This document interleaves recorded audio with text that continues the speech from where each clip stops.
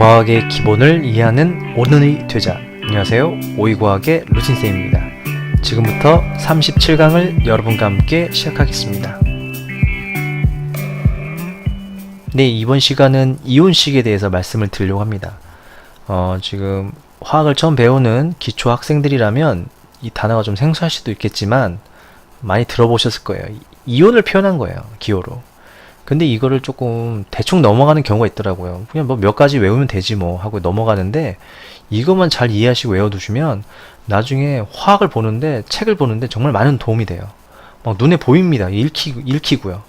제가 생각했을 때 이온식이라는 거는 영어로 따지면 영어 단어와 비슷한 의미를 갖는 것 같아요. 영어 문장을, 단어를 외워야 대충 해석이라 되죠. 이온식을 외워야 대충 눈에 보입니다. 네. 그래서 참고로 이온식을 말씀을 드릴 거고, 혹시 이온식 관련돼서 이온 결합이나 원소 기호에 대해서 잘 모르신다면 이 영상을 참고하시면 도움이 될 것 같습니다. 네. 여러분들 뭐 누구나 다 아시죠? 저도 제가 어릴 때, 진짜 초등학교 때 분필 가지고 많이 놀았어요. 선생님 몰래 분필 부러뜨리고 친구한테 던지고 몰래 칠판에 낙서하고, 뭐 한두 개는 가끔씩 집에 몰래 가져가서 써보기도 했는데, 네, 뭐 이런 추억이 있는데, 그렇게 재밌게 가지고 놀았던 분필이 이렇게 커서 보니까, 공부를 하고 나서 보니까 바로 분필이 탄산 칼슘이라는 이온 결합 물질로 이루어져 있다는 걸 알게 되었어요. 역시 사람 많이 가지고 놀아봐야 돼요. 그래야 좀 과학을 이해하는 데 도움이 되는 것 같습니다. 그럼 이렇게 지금 과학에서는 탄산칼슘이라 쓰기도 하지만 이렇게 기호로 표현하기도 합니다. 특히 화학을 공부하는 사람들이라면 이 기호를 쓰는데 조금 이렇게 부담이나 거부감을 가져요. 근데 나중에 지금 조금만 이해하시면 정말 쓰는데 큰 지장 없고 읽기도 너무 쉽습니다. 그렇기 때문에 그거에 대해서 차근차근히 말씀을 드리려고 합니다. 우선은 탄산칼슘이라는 물질의 기호를 쓰려면 각각의 이온을 쓸 줄 알아야 됩니다. 그래서 이온식부터 배워야 되는 게 맞겠죠. 이온식의 단어 뜻을 찾아보면 이렇답니다. 자, 여러분이 한번 읽어보세요. 속으로. 아니, 소리 내서. 읽어보셨나요? 무슨 말인지 잘 모르시겠죠?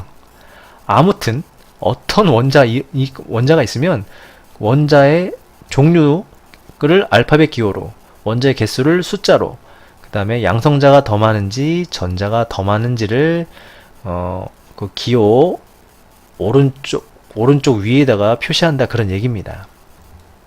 예로 분필을 이루는 재료는 탄산칼슘으로 이루어져 있습니다. 이 탄산칼슘은 탄산이온과 칼슘 이온으로 결합되어 있고요. 이 결합된 각각의 이온을 CO3E-와 CaE+로 표현을 하는데, 이 식을, 각각의 이온에 관련된 식을, 네. 제가 순간 말하다가 제가 놀랐습니다. 제가 효과음을 넣었는데 제가 넣은 걸 좀 깜빡 잊었어요. 여러분들 놀라시지 않으셨길 바라겠습니다. 자, 어쨌든 이 이온의 식을 외워두셔야 나중에 탄산칼슘을 쓰실 때 아주 쉽게 이해하고 쓰실 수 있다, 그런 얘기입니다. 자, 이제부터 이온식을 외워보겠습니다. 우선은 이번 시간에는 원자 번호 1번부터 20번까지 20개의 그 원소에 대한 이온식을 한번 표현해 보도록 하겠습니다. 이거는 솔직히 저번에 말씀드렸기 때문에 쉬울 겁니다. 제 영상을 보셨다면. 그것도 한번 써보겠습니다. 수헬리베, 수소, 헬륨, 리튬, 베릴륨, 붕탄질산풀, 붕소, 탄소, 질소, 산소, 플로린, 네나마, 네온, 나트륨, 마그네슘, 알교인, 알루미늄, 규소, 인, 황염, 황염소, 아칼칼, 아르곤, 갈륨, 칼슘. 자, 이렇게 이온을 써봤습니다. 지금 여기까지 이온 쓰는 건 저는 외워서 쓴 게 아니고요, 다 머릿속으로 계산을 해서 쓴 겁니다. 여러분도 할 수 있겠죠? 그 중에 혹시 모르실까봐 한 개만 몇 개만 좀 설명을 해보도록 하겠습니다. 다 안 하고요. 우선은 탄소입니다. 제가 탄소하고 규소에는 물음표를 표시해놨죠? 그 이유가 바로 이 그림에 있습니다. 탄소 원자 구조가 가운데 핵안에 양성자 6개와 중성자 6개를 가지고 있고, 그 다음에 핵 주변에 전자 6개가 돌고 있는데, 전자 6개가 첫 번째 전자 껍질, 전자가 돌아다니는 길을 전자 껍질 또는 궤도라고 표현합니다. 전자 궤도. 둘 다 표현하겠습니다. 이것저것. 아무튼 첫 번째 전자 껍질에는 전자가 2개, 두 번째 전자 껍질에는 전자가 4개 존재하죠. 근데 두 번째 전자 껍질에는 총 들어갈 수 있는 전자의 자릿수가 8자리입니다. 즉 현재 4자리가 비어 있어요. 그래서 탄소는 이 불안감을 없애기 위해서 채우려고 합니다. 그래서 주변에서 전자 4개를 훔쳐와서 채우던가, 아니면 가지고 있는 두 번째 전자 껍질에 있는 전자 4개를 다 버려서 이 두 번째 전자 껍질을 없앱니다. 그래서 안정화를 취하던가. 둘 중에 탄소는 어느 쪽을 택할까요? 바로 둘 다입니다. 이럴 수도 있고 저럴 수도 있다, 그런 얘기입니다. 왜냐면 4개를 가져오나 4개를 버리나 비슷한 에너지가 들 수도 있겠죠. 그래서 그 상황에 따라 다르기 때문에 제가 물음표로 표현한 겁니다. 규소도 그렇고요. 그 다음엔 여러가지 원소 중에서 알루미늄 이온에 대해서 말씀드리겠습니다. 알루미늄은 발음이 잘 안되는데 너무 어려워요. 발음이. 아무튼 이거는 핵 안에 양성자 몇 개, 이제 아시죠? 13개, 중성자 몇 개, 13개. 그 다음에 이제 첫 번째 궤도엔 2개, 전자 2개, 두 번째 궤도엔 8개, 세 번째 궤도에는 3개가 존재하죠. 즉, 세 번째 껍질에는 빈자리가 5개가 있기 때문에 5개를 채우는 것보다는 최고 바깥에 있는 껍질에 있는 전자 3개를 버리는 게 더 편하겠죠. 그래서 버리게 되면 양성자가 3개 더 많아지는 꼴이 되기 때문에 우리는 알루미늄을 3+라 표현하죠. 참고로 지금 제가 이 전자배치가 고등학생들이나 고등학교 이론을 배우셨다면 이렇게 안 배우죠. 오비탈, 궤도 함수를 통해서 배우는데, 처음에 화학의 기초를 우선은 알고 싶다, 어느 정도 외우고 싶다 하시는 분은 지금 이 방법을 외우셔도 충분합니다. 이 방법을 외우셔도 중학교 문제 푸는 데는 큰 지장이 없어요. 고등학교 가셔서 다시 추가적으로 더 하셔서 축적해서 공부를 하시면 됩니다. 차근차근 하시면 될 것 같고요. 그 다음에 여기 보면은 네온이나 헬륨, 아르곤은 제가 아무 표시 안 했습니다. 왜 안 했냐면 이 세 가지 원소들은 전자 배치를 한번 상상해 보세요. 전자들이 어떻게 배치되어 있나? 빈자리가 없어요. 빈자리가 없기 때문에 주지도 버리지도 않는다, 그런 얘기입니다. 당연하게 항상 그런 건 아닙니다. 지구상의 모든 물질은, 모든 자연 현상은 예외가 있는 법이에요. 당연히 이온을 변할 때도 있는데 평상시 경우에는 잘 변하지 않는다는 걸 표현한 겁니다. 그렇게 따지면 여기 있는 모든 원자도 다 그렇습니다. 다 이렇게 되는 건 아니에요. 항상은. 그렇죠? 대부분 이렇게 된다는 걸 강조해 드리고 싶습니다. 자, 그렇다면 이번엔 뭐 할 거냐면요. 지금 20개의 이온을 표시했거든요. 계산 법칙에 따라서 이거 외우시지 않으셔도 돼요. 근데 이거를 한번 좀 뭔가 규칙이 있는 것 같은 느낌이 들어요.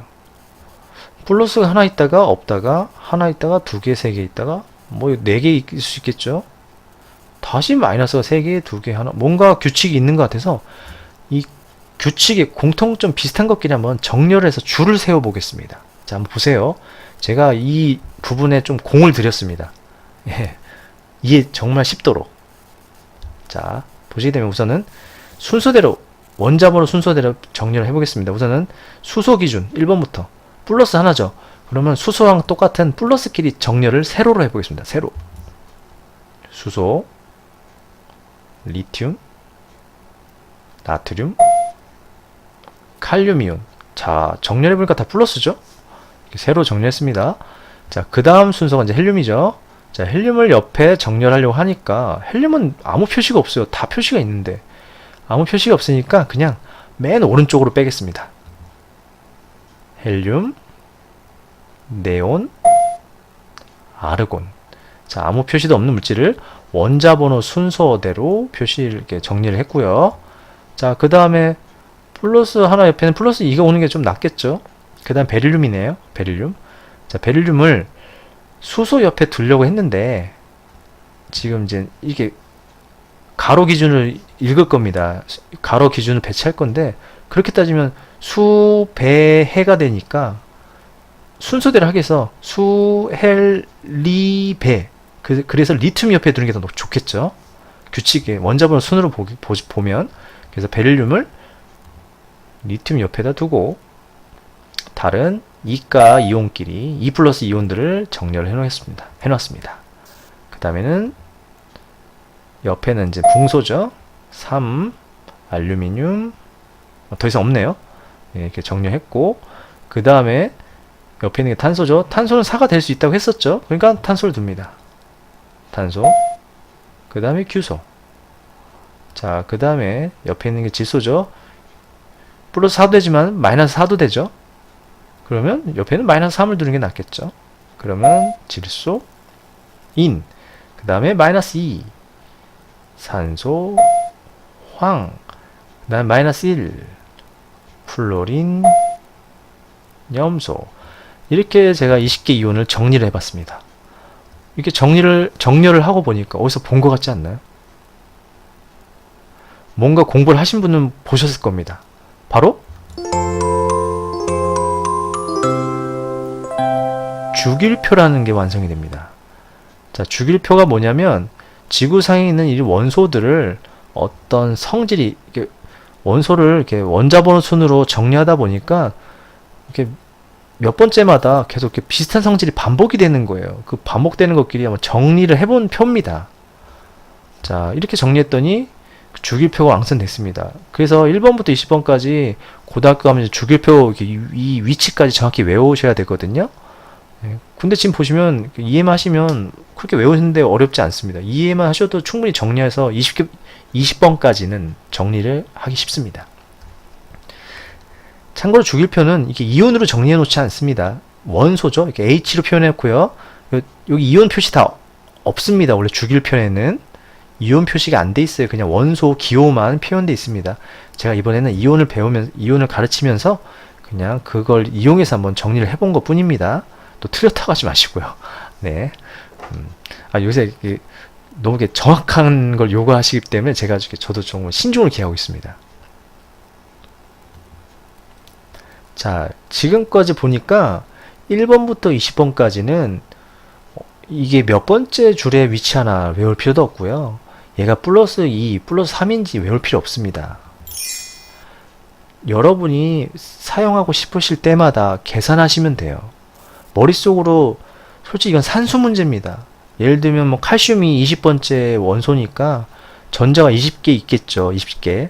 그럼 첫 번째 궤도에 2개, 두 번째 궤도에 8개, 세 번째 궤도에 8개, 그럼 네 번째 궤도에 2개. 그럼 2개 버리는 게 낫겠네요. 그쵸? 꽉 채우는 게 더 힘드니까 2개 버리니까 2 플러스. 이런 식으로 계산하시면 돼요. 몇 번 정도 저절로 계산하시다 보면 언젠가는 나도 모르게 저절로 외워집니다. 네, 그래야지 최대한 이해를 통해서 이 암기할 양을 줄여놓는 게 좋아요. 암기는 시간이 지나면 많이 까먹습니다. 근데 이해는 오래 가죠. 여러분이 예를 들면 뭐 이런 말 하죠. 어릴 때 배운 스포츠, 예를 들면 수영이라든가 이런 것들 어릴 때 배웠다가 뭐 10년 동안 안 하다 다시 수영하면 잘 되는 경우가 있어요. 10년만 해도. 왜냐면 몸이 이해를 해놔서 그래요. 몸이 이해해놓고 그 다음에 암기해놨기 때문에 몸이 그렇게 반응하는 거죠. 여러분도 그렇게 공부를 했으면 좋겠습니다. 네, 이번 이온식은 여기까지고요. 다음 영상에서 다른 이온식에 대해서 말씀을 드리도록 하겠습니다.